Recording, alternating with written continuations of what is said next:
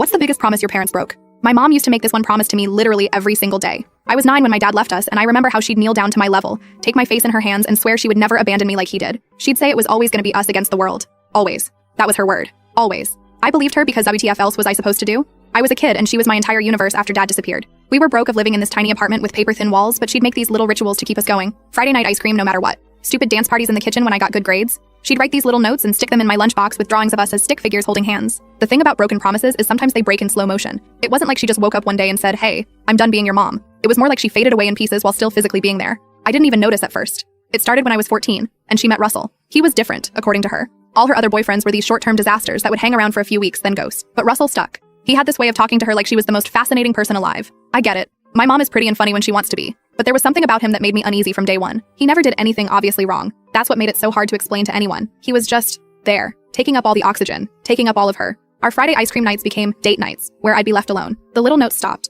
When I tried to talk to her, she'd smile this distracted smile and say, "That's nice, honey," while texting him. It was like she was physically present, but her actual self was somewhere else completely. By the time I was 16, Russell had moved in. Our tiny apartment felt suffocating with his stuff everywhere. He didn't like noise when he was working from home, so no more kitchen dance parties. He didn't like wasting money on junk food, so no more comfort meals when I was sad. My mom just agreed with everything he said. Once I found one of her old notes from my lunchbox days. It said, "You and me, kid, always and forever, pinky promise." I showed it to her, thinking maybe it would remind her. She just laughed and said I was too old for that stuff now. Like our whole relationship had been some phase I was supposed to outgrow. When I turned 17, they got married. Small ceremony, just his family who all looked at me like I was some weird appendage that unfortunately came with my mom. That night she told me Russell had gotten a job in another state and they were moving in 3 weeks. I asked about me, my school, my life, everything. She looked surprised, like she hadn't considered that part. She said of course I'd come too, but the way she said it felt hollow, like she was reading lines someone else had written. Russell stood behind her nodding, but his eyes were flat. I knew then that I wasn't really part of the plan. 2 weeks later, I overheard them talking when they thought I was asleep. Russell saying the new place only had 2 bedrooms and his daughter Megan would need one when she visited on weekends. My mom suggesting I could sleep on the pull-out couch in the living room. Just temporarily, she said. Just until they figured something out.